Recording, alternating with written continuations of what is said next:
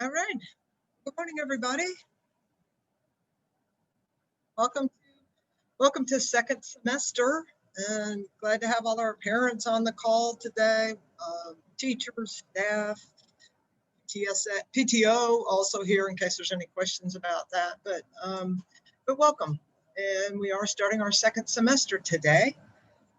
And this is the semester last semester, the spring semester. We called that survival. I call this now endurance. We are in the endurance phase of getting to the end of this school year, and it'll go quick with only 4 days a week with the asynchronous day. I think it's going to go very, very, very quickly. So I don't have a planned PowerPoint or anything for this coffee, and so I'm just open to any questions you have. I have a few people that'll speak. We'll just give you some updates on things. And then Ms. Hollis will monitor the chat.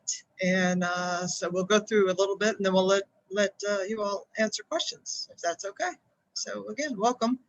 And we are recording this. So if anybody that's not able to come, you can tell your friends that we'll put it on the website, the Grady website.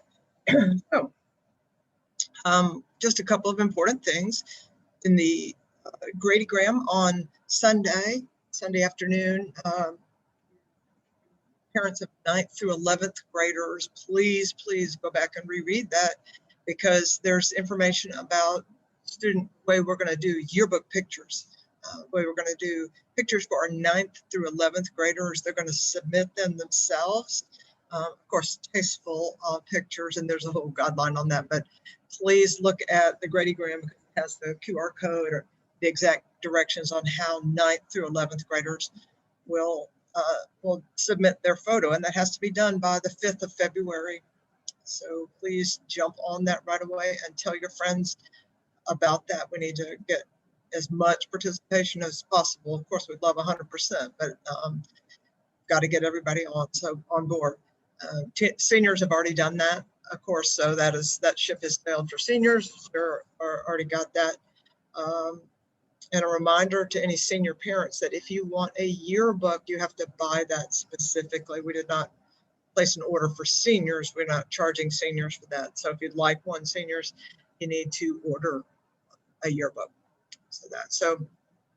And just talking about seniors, we do not have a graduation date yet. That is not yet known. So the logistics of that, the planning, it is all in process. So we do not have that. A couple of people have emailed me about a date, but we don't have that at all. Our new schedule will not start until February 1st. On February 1st, we'll revert back to the schedule that we've had in years past, which is the 8:30 to 3:30 schedule, but not till February 1st, which is the first day that our in-person students can come for 9th and 10th graders. And so then we'll start our new schedule with that. The plan is for next year to go back to our 4x8 schedule, which is what we had up until August. That is the plan by the Office of High Schools. That could change, but that is the plan right now on January 19th. Speaking of in-person learning, we have a low percentage rate of students that have elected to return on the 1st of February or the 4th. We are at about 19%, lowest high school in the district. So only about 19% of our students have elected to do in-person. About 280 students. Is that right, Ms. Hollis? 285, I think. I think it's like 282. Okay, so about 282. And the 9th grade has the most, then the 10th, then the 11th, and 12th. So, but very, very, very few students. We did start back today with all staff in the building. So that went well. We did temperature checks and basic screening. Went much quicker than I thought. Very glad about that. We got everybody in about a 30-minute period. So we're starting to get ready for receiving students again on the 1st. So we do have our PSAT next Tuesday, 26th. That is the plan right now for students that juniors who registered back at the deadline, which was early January. So that has been done. We will have that on next Tuesday. Tuesday will be an asynchronous day. That will be the asynchronous day for that week. So we will not have asynchronous on Wednesday. We will have it on Tuesday of next week. Our teachers will remind students, but I want parents to know that in case your children tell you that and you don't believe it, it is true. Tuesday is the asynchronous day. And the reason being that we have to, giving the PSAT with the social distancing requirements is going to take a lot of staff to pull that off. And our teachers and staff will be helping out with PSAT administration. Our SAT for juniors is scheduled. This is the SAT, not the PSAT. The SAT for juniors is scheduled for Wednesday, March 3rd here on campus. That's a month and a half away, but that is the plan for right now for juniors. SAT, you do not have to register. That is something that the district does, all juniors. We offer that to all juniors during this. There will be another survey that goes out to parents about returning to learn for the fourth quarter. And the fourth quarter starts March 16th. And another survey will be going out early to mid-February, and you'll have about 10 days to respond to that. That's the plan right now. Again, everything I tell you right now is the plan right now because things do change. Okay, so this week we have tomorrow we are going to do, transition 8th to 9th is a really, really important thing in a high school and very important at Grady and very important to Ms. Plekia, who's our 9th grade counselor. And so tomorrow we are having a virtual student visit to Grady, and Ms. Pilecki is here in her office. And would you like to share just a little bit about what's going to happen tomorrow and what our students have worked on? Yes. So good morning, everybody. It's weird that I'm back in my office. I'm so excited, but definitely a different atmosphere. And I'm cleaning, so I'm a mess. But anyway, I do want to tell you all about the upcoming transition events that our Beta Club members have worked really hard with me on. They have done a video about discussion questions, all about what it is to transition from 8th grade to 9th grade, what you should know, what they regret, what you need to do. I mean, it is so amazing. So they did a great job with that. And then, because even though we're doing construction on the building, and our hope, of course, is in August to do, if we can, to do a face-to-face with our freshmen and let them come in and, of course, see the new building. And we did that 2 years in a row, but of course we didn't do it last year, but we certainly hope to do it this year sometime in August before school starts. But in the event that we can't, the Beta Club members also did a virtual tour. So they toured the building and highlighted all the hot spots. And so we're going to share that with all the students tomorrow. And I just think it's so important that they hear from the actual students who have gone through it instead of the adults. It's so much more impactful. So they will have that tomorrow from 9:30 to 11:30. So if you do have a rising 9th grader, please make sure that they jump onto the link. And we are also going to walk them through the all-in-one 9th grade page, which is on the Grady website. If you hover under parents and students, it pops right up. You click on it, and there's all these different modules about facts, questions, concerns. The pathways are on there, clubs and activities. It gives so much information. So we're going to walk them through that. And then on Thursday evening, 6:30 to 8, we'll do another virtual meeting, and this will be for the parents. And again, same kind of protocol. We'll share with them what we shared on Wednesday, and then we will walk through step by step that all-in-one page so that the parents know exactly what to do with the pathway selection, when to come to register, what to use to register, all the details. So we're looking really forward to it. I can't wait to see the students' reactions tomorrow. I think it'll be a great event. So again, if you have students, please make sure that they're on tomorrow, 9:30 to 11:30. And then yours for parents will be 6:30 to 8 on Thursday. We will record both of those and we will post them on the all-in-one page. Okay, thank you. All right. I see that Coach Johnson, our athletic director, is on, so I'm going to let him give a little update on kind of the closing out of winter sports. We're still in some, but moving toward the closing of winter sports, and then we've also opened up spring sports. Coach Johnson, bring us up to date.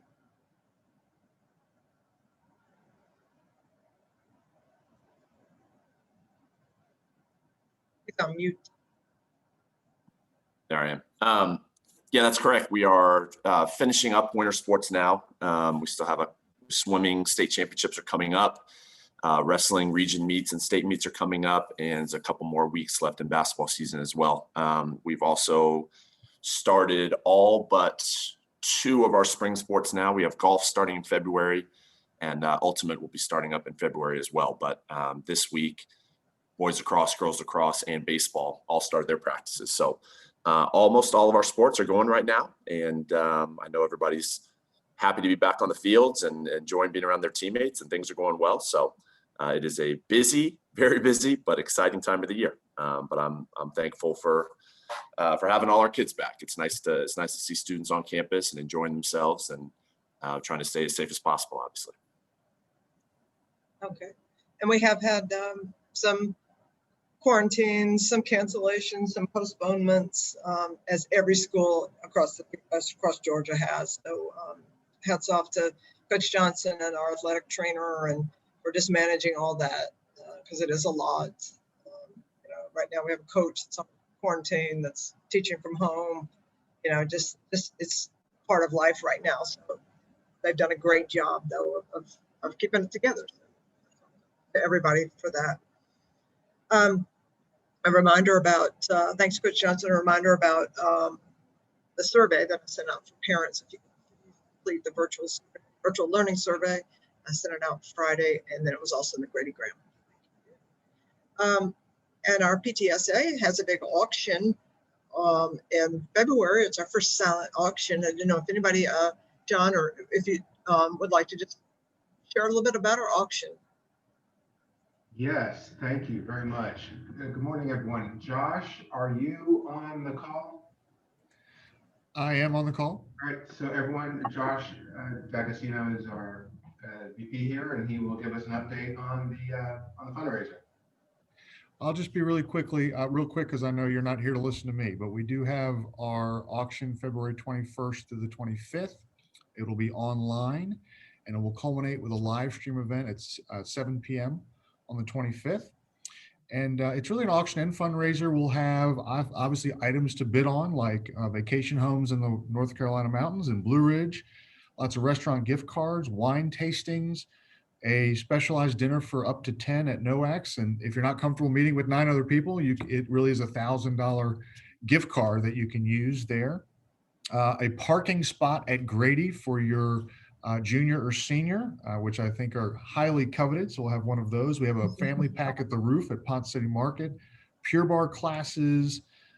So a lot of different things, yard work, landscaping, roof work. So we have a lot of different things for you to bid on, everywhere from restaurant gift cards to bigger events, services or experiences. So we're looking forward to that. We'll have a fund to need category, which is simply out of the goodness of your heart to fund something that the school needs, just really a direct donation, whether it's bike racks or faculty and staff appreciation or classroom supplies or supplies for kids in need. So there'll be an opportunity to just simply fund some needs.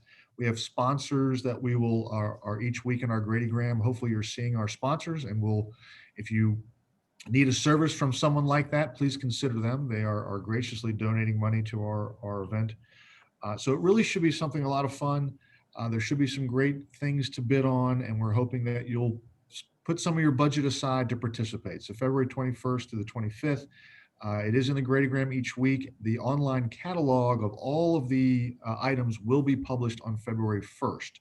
So you'll be able to see all the different items that will be available leading into the auction. So thank you to the team for helping put it together, and thank you in advance for participating. And there'll be some more information about all these details sent in your child's report card envelope early next week. So, thank you, Josh and John. Really looking forward to that. Okay, so we've moved past the name change, and so we will be Midtown High School starting in the next school year, the 21-22 school year, and so we'll really start transitioning over right after this school year ends in late May.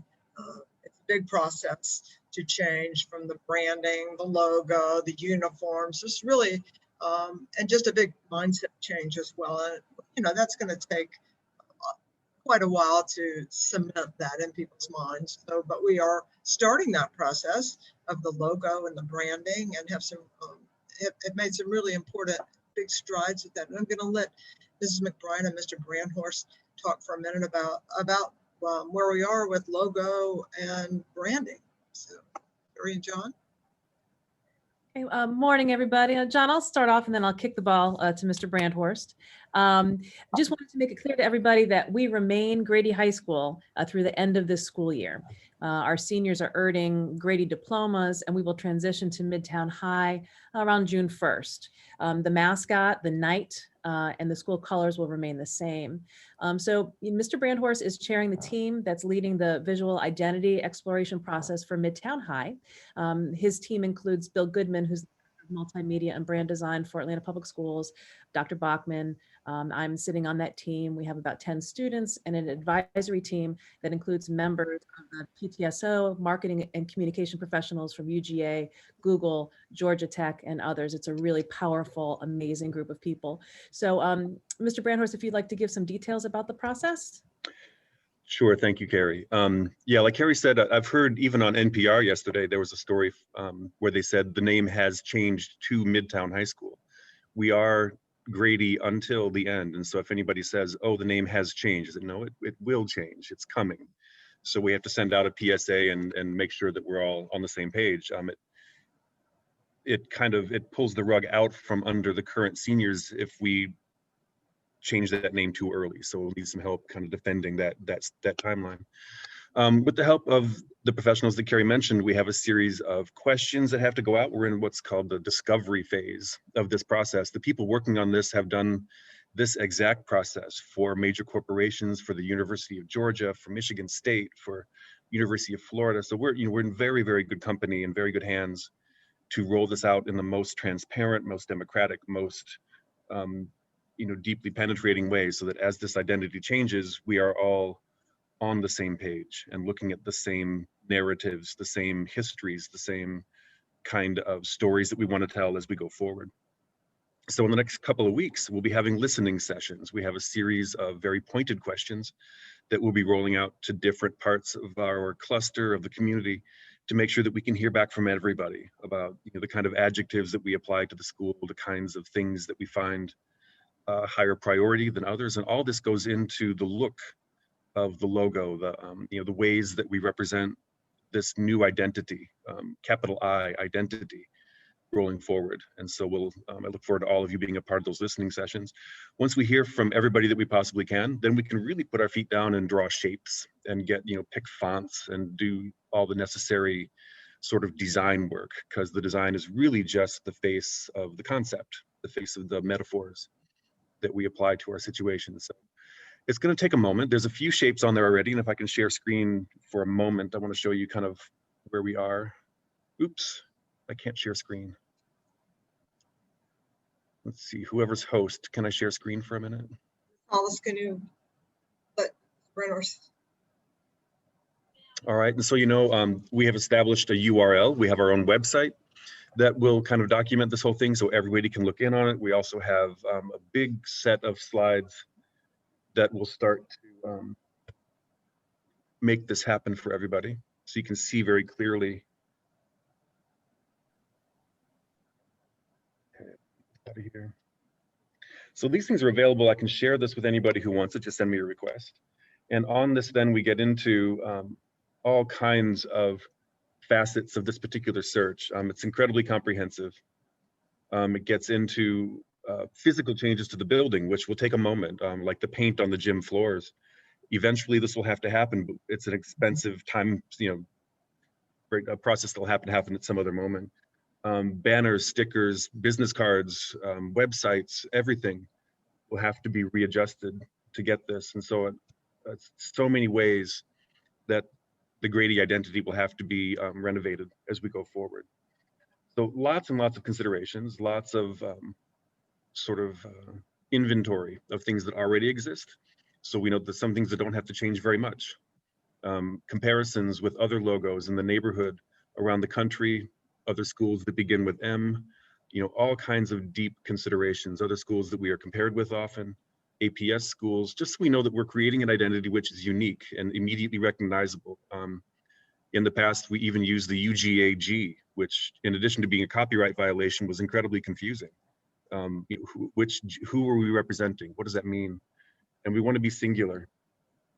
And so, it's going to take a lot to get there. Some of the designs that are coming up already, the AP class and a few other people did some concepts that deal with other ways of representing. So this will come down the road, since we are the knights. How do we do that? Do we represent it with a sword, a shield, a helmet? How do we do a gender-free knight? Knights are typically masculine. How do we do one that doesn't necessarily create a gender in that situation? How do we make one that doesn't look violent? How do we make one that also represents our academic and our other activities and not simply athletics? How do we have to consider all that. So in these listening sessions, then I look forward to you, part of that, to getting your take on what happens with this, and we'll move forward as quickly as we can so that we can have all the bits in place for that rollout at the end of May, early June, and certainly all in place by the time everybody comes back, because we will all come back normally, right, in August. So yeah, look forward to speaking with all of you about that. Thank you, John. And they'll stay, John and Carrie will stay on. We'll have Q&A, but our FBLA, which is Future Business Leaders of America, had an incredible showing. Our students had an incredible showing at the competition in January, this competition, which is of course virtual. And but I'm really proud of our FBLA organization here at Grady. Over the last 3 years, it has just increased, of course, the awards and the involvement, but the membership has dramatically increased. And so this is one of our pathways that we have. Also, it's a student organization. So you can see we did really, really well. These students, in business calculations, first place, business ethics, first place, second and third place in graphic design, first place in intro to business presentations, job interview, first place, Jordan Cofield's daughter, public service announcement, first place, happy about that, publication design, first place, website design, second and third place, public speaking, first place, and hold on, the chat is, and okay, and then the largest chapter in Region 9 is Grady, and so the chat is covering the last thing. What is that last thing, Ms. Hollis? Can't see it. Largest chapter in Region 9 and most wins of Region 9. most wins region. So congratulations to Mrs. Tanner, Mr. Pilson, and all of the students who participated, and parents. You're one of your child is one of these. Congratulations to you too. It's a great showing for Grady, and honestly a great showing for APS. Very, very proud of that district as well. Great job. Our pathways are really important, and these student organizations are really, really important. We have that for HOSA, which is the health services. We have the FBLA, we have DECA, just great stuff going on for our students. And I'm really proud that continuing with the virtual, which is definitely a challenge. The kids have done a great pivot to that, and just again, really proud. So that's what I had for today for coffee. I know that it's on your mind. So also, if you'll tell me what might be in the chat, and we'll throw it to the people that are on this call. Maybe it's Coach Johnson, Mr. Brandhorst. We also have Dr. Blankenship on here. I'll go, Dr. Blankenship, our lead counselor. Is there anything you'd like to share about advising, counseling, anything going on right now that you'd like to share from our counseling team? Sure. Good morning, everyone. So I wanted to let you guys know that we will continue to serve the students as we have throughout this virtual time. Those students who will remain at home will still have the opportunity and have access to their school counselor. The students may email us, they may schedule their appointments online on our sign up Genius link on the website. If you all have any questions or any concerns as parents, please make sure that you're reaching out to us, but we will continue to be engaged with students throughout the process, those students who will be with us face-to-face, as well as those students who will continue in the virtual environment. We are continuing with morning SEL through the 29th of January. February 1st, as Dr. Bachman said, we will return to a regular schedule. So students will get that SEL piece in their first period class, but throughout the day we are available and we'll be meeting with students. So again, looking forward to seeing those students who are returning face-to-face, looking forward to continuing to see those students who will be with us virtually. So just let us know if it's anything that you all need. Thanks so much. Great. Okay, so a little Q&A. Dr. Bachman, may I give an overview on testing? Oh, yes, testing, sorry, yes. So again, good morning, everybody. Just an update on testing. As many of you know, the state cut back on testing this school year. There are only 4 milestones that remain, and those 4 subjects are biology, Algebra 1, American Lit, and US History. Students who are taking AP Language and Comp and AP US History are exempt from the milestones. So students who took milestone subjects this past semester, the semester that just ended last Friday, they must take the milestone end of course assessment in order to earn credit for the course. While the exams only count 0.01% of the student's grades, they basically have little to no impact on the student's grade. The students will have a no grade, an NG, until they take the exam. And another important point is that the student's milestone end of course assessment scores appear on their transcripts. Therefore, students should really do their very best on these assessments, even though they have little to no impact on their grades ultimately. As we have done in the past, the exams are given face-to-face at Grady via the DRC online platform. Students are familiar with that platform. They've used that platform previously, including their middle school exams. We will space students out to ensure social distancing in a large space to ensure adequate ventilation. Masks are required. And right now we are looking at using the gyms and the cafeteria for testing. We're still working out the fine details. I just dropped the schedule, the February schedule in the chat. Mr. Vincent sent out a survey, it was a little over a week ago. It went out to all students who are enrolled in a milestone subject because we wanted to get a sense of how many students would report in person in February. That is the recommended testing window. If students choose not to test in February, they'll have an opportunity to test in each month through June 2021. If a student does not take the milestone end of course test by June, he or she will have to retake the entire course. So if you haven't done the survey yet, it's still open. So if you would like to provide that input to give us a sense of who's going to be coming in February, I'd really appreciate it. Right now, the majority of students who have responded to the survey have said that they will come in February. We did have the next window that seems to be the most popular one, and it's not very many. We had about over 80% of the students who responded said that they were going to take it in February. But the the window that has about, I want to say about 15% students saying they're going to come in June. I'm just going to caution families about June. It is definitely a possibility, but remember, if something happens and your student doesn't test in June, he or she will have to retake the course all over again. So I just wanted to remind everybody of that because that is really, really important. Additionally, the district changed the testing dates from when the survey originally went out.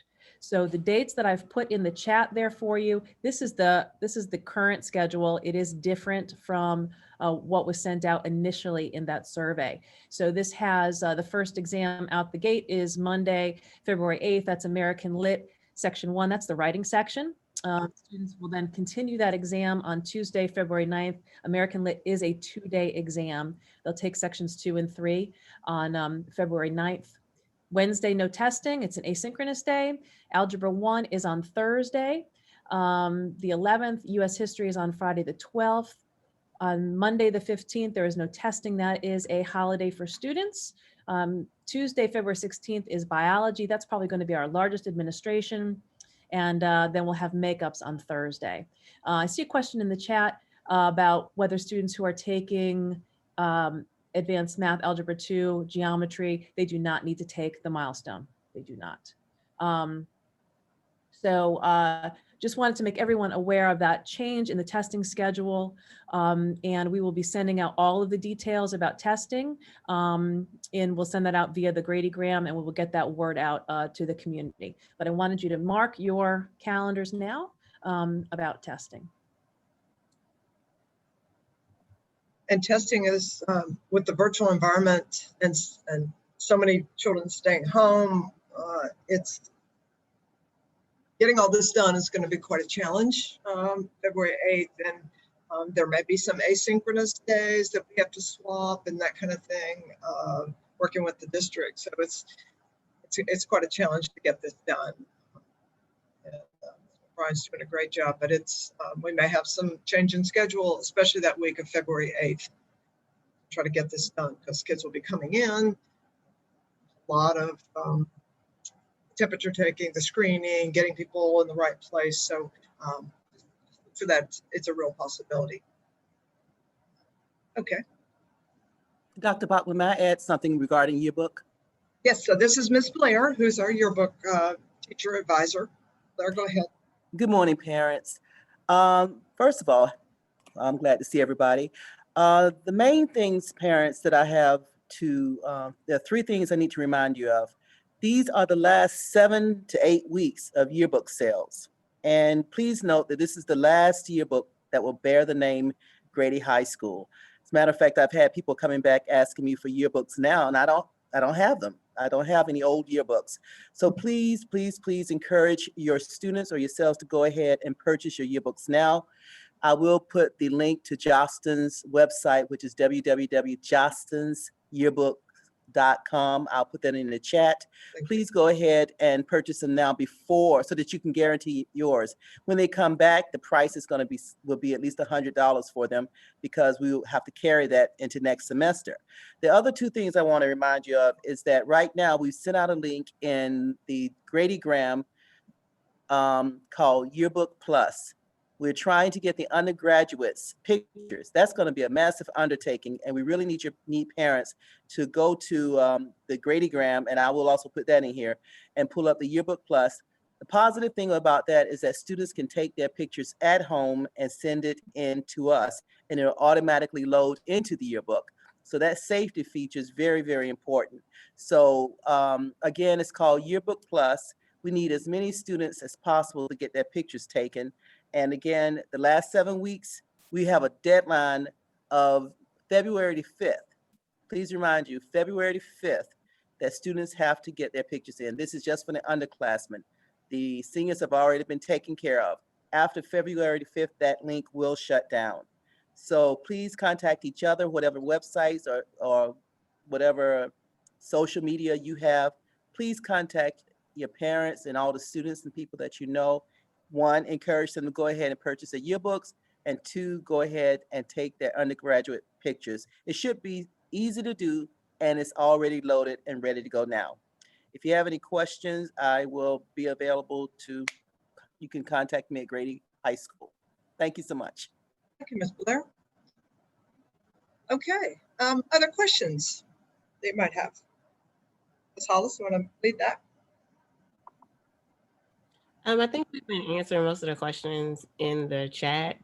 There were questions about what grade levels take which milestones. Do AP classes have to take the milestones? And the answer to that is no, AP classes do not have to take the milestones. That's pretty much it. There was a question that was really a statement from Ms. Bray about information about the logo change being available on the website. And then we have a question about AP review sessions for students who finished their AP course fall semester, which was last week, and need to prepare for the exams in May. Do you want to address that or you want me to answer it? Oh, go ahead. Okay, so the students that just finished fall semester courses literally just finished on Friday. So there are opportunities for the students to continue working within the AP Classroom platform, and College Board also has YouTube sessions available for those classes. NIMC is also conducting virtual, simultaneous, and asynchronous tutorial sessions for students that are in AP English, math, or science courses, and they need to check their school email address for the information about how to log on to their Blackboard account through NIMC. And then the district will also have some sessions looking at starting sometime next month, because like I said, the class just ended. So it's looking at starting towards the end of February, beginning of March, to help with any tutorial sessions that may be scheduled or may be needed to keep the information fresh between January 15th and May. So more information to come.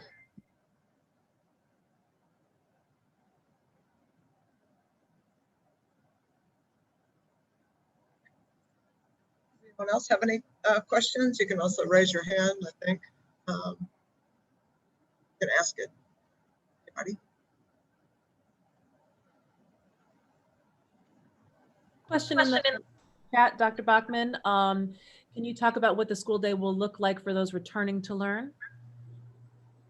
Well, I sent a letter to a 2.5-page letter to everybody that had requested to come. So they got very minute details about what that would look like. I'm not sure if somebody has a question about that, but you know, it'll be a very controlled, very socially distanced environment for students and teachers. They will change classes. Lunch will come to them, and if they ordered it, it will come to them. Students might go to the cafeteria. Again, it's just going to be very, you know, a very controlled environment because of safety issues, masks, of course, all the time. It's basically still a virtual environment because we have 19% of students saying they're going to return. So the majority of the instruction is really geared toward the virtual. That's how teachers are teaching. Students will be in headphones, earbuds. That's how it'll be. You know, it just can't be any other way with so few kids returning, plus the social distancing and safety protocol that we have to put in place. If there are certain questions about that, happy to answer. Anybody has. Another related question, Dr. Bachman, is there a process for students who are returning in person if they decide to stay home? So if they are planning to come back face-to-face, maybe come a day or two, and then decide that they want to go virtual, what is the process for changing? Can they change? Yes, they can change. They can change back to virtual. We would really like to know that before February 1st. You know, but if the student comes and decides it's really not what they, had hoped or not anticipated, then yes, students can revert back to virtual, yes. There's a lot of planning that goes into getting ready for February 1st. We know every student, we have to place every student in 4 periods a day in classrooms. Teachers are moving classrooms. They have set up already today in different locations based on numbers of students that have elected to return. So if you change your mind, we really need to know that to Mr. Vincent. You can email Mr. Vincent. That went out in that letter to let him know that you've changed his mind. Again, a lot of planning has gone into this to take care of your children. And so we would like to know if you change your mind before February 1st or February 4th.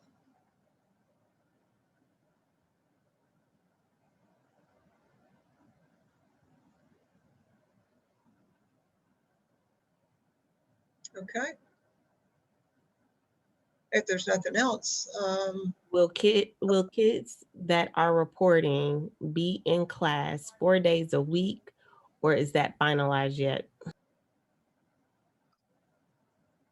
if there's what reporting? I didn't understand the question. I think they're just asking for the kids who are returning face to face, how many days a week are they reporting? 4. And Tara, if that's not correct, unmute yourself, please. Right. Okay. So no, we don't have a hybrid schedule or anything like that. It's Monday, Tuesday here, Wednesday at home, Thursday, Friday here. Skip it, and there may be some schedule changes, as we said, based on testing, that kind of thing. But that's the plan going forward. 9th and 10th on the 1st, 11th and 12th on the 4th, February 4th. Is Mr. Barnes on the call? Maybe not. The question is about fees for AP exams. Have those been communicated? Did they miss the window? When will they know?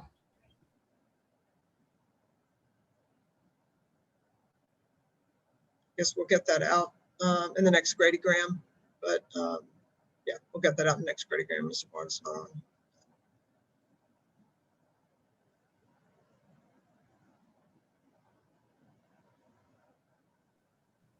Doc, Ms. Johnson would like to share some information with the group. Sure. Okay, Ms. Johnson is our social worker. All right, go ahead. All right. Hello. Good morning. I'm sorry. I've been trying to. Oh, there I am. My camera has been acting kind of weird this morning, but good morning. Yes, I just wanted to share with everyone. I do know, we all know that this is an adjustment. So I definitely want to just remind everyone that we do have a mental health agency that is connected to Grady High School, and it is called Chris 180. So if you feel as though that any of your students need to be referred for just to talk about the transition, what's happening in our country, whether depression, anxiety, if they just need somebody to talk to, please reach out to me. I'll put my email in the chat, but we can definitely get them referred. If it's cost that you're worried about, please don't worry about that. Let's just get them referred, and then we can work out the kinks. And then secondly, I want to remind you all that I know supplies, school supplies, we typically do it at the beginning of the year, but the truth of the matter is we also need it at the top of probably the next semester. So we still have backpacks with school supplies, and I'll also put that link in the chat as well, so we can safely get you a backpack full of school supplies. So I just wanted to share that information. Thank you all so much. I appreciate it. Lots of school supplies, as you can see. School supplies. And I'm down here in the media center because the heat's not working up in the office. I'm sorry. I did have a question. I think it got overlooked in the chat. Could I go ahead? Sure. Thank you. Regarding the name change, first I wanted just to say, I know that's a Herculean effort. So thank you very, very much for taking that on. I'm the president of the drama board. And so I was curious if there's any guidance that's out there or that's available for the 501c3s, charitable organizations that are associated with the school, the PTSO, the drama board, robotics, the athletic booster club. We're all obviously going to be changing our names as well. So, any guidance that could be provided to all of us that would be applicable, like when should we start that process? When should we try to have it done? If anybody, and talking with some of the other resources that you all are using specifically for the school, if there's anyone that has any guidance for us, that would be great, because it involves the state, the IRS, the banks, the social media, the web. I mean, it is very involved for us. And I can tell you, I don't have that expertise, and I can go out and try to Google it, but I would much rather talk to someone. So I just wanted to put that out there. If there's anything available, that'd be great. John, is that something, John Brandhorst, is that something that we can, yeah, I was wondering about that. It's a lot. Everything has to, right, the Secretary of State, everything, all of that. So, John, do you think you could do some research on that with our professionals and get some kind of process that we could share? Of course. And I don't know anything about dealing with the Secretary of State, but I hope there's, in my logical mind, there'd be a way to, type in the new name and have that flood the other necessary documents, but it's probably not that simple. But I'll be happy to ask them and see what that process is. Yeah, right. Absolutely. And there might be somebody on this call that has experience with that. And of course, our PTSO just changed from the PTSA, but hopefully things have calmed down in the Georgia Secretary of State's office now, and they have some time to help us with this. So. Yeah, I would think I would start that process immediately. Those are sort of internal naming structures and not banners on walls. And so I think the sooner that starts, especially before the end of this fiscal year, I think that would be wise to begin as quickly as possible.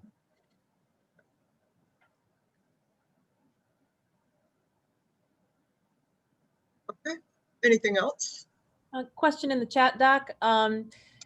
Can you share if all teachers are returning in person or if any were approved for telework?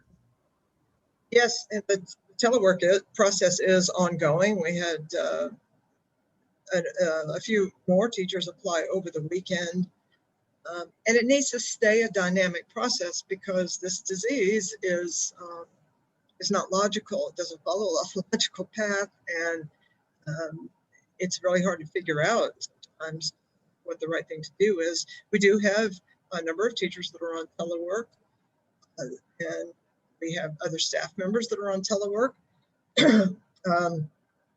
And anybody that has a teacher on telework should be able to see today that they are at home teaching. So, I'm a little hesitant to give out names or anything like that. It still feels a little confidential to me, but a student will know today by looking, in their classes, they'll know who's at home.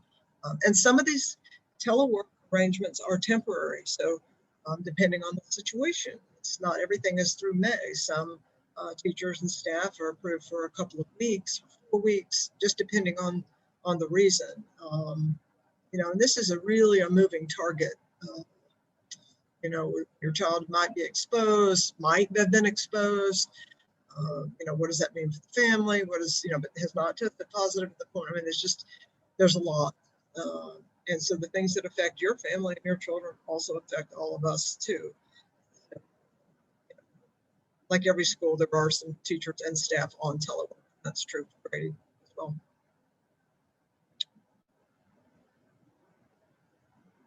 There's a question about robotics. Is there any chance the shop is opening for robotics? May virtual learners join fellow builders if the team can manage safety issues?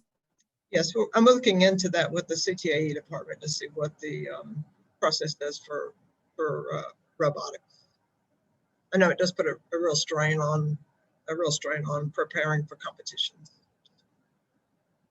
We've been able to do it, successfully with athletics and some of our performing arts, some of our arts groups. We're going to work that out for robotics as well. Any updates on APS teacher vaccinations? No. Over the weekend, I know that nurses, school resource officers, and some employees over the age of 65 were able to get vaccination or immunizations if they wanted them, but there's nothing yet on the rest of the young whippersnappers that work for APS. Nothing yet about that. Nothing about testing of teachers or staff or immunizations. Someone is asking about any updates on the new building and construction. Going well, really, really well. If you drive by, you'll see they're putting the bricks on. You know, it's moving along really well. They're working on some infrastructure issues in the C building, which is Charles Allen Building, the main building. But it's going really, really well. Right now I'm in the media center. I'm in a little conference room in the media center, but this won't even be the media center in 6 months. This will not be the media center. This will be part of our expanded cafeteria, general space, meeting space. All that's on schedule.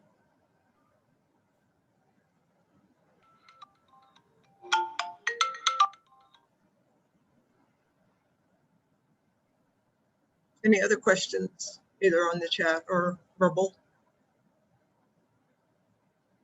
Nope, the last comment was, thank you for holding this coffee. We greatly appreciate all of you. Okay. All right. Well, we'll have another one in early February, unless there's a need to have one before then. So thank you. And please be sure you're looking at the Grady Graham all the time. Thank you very much. Have a great day.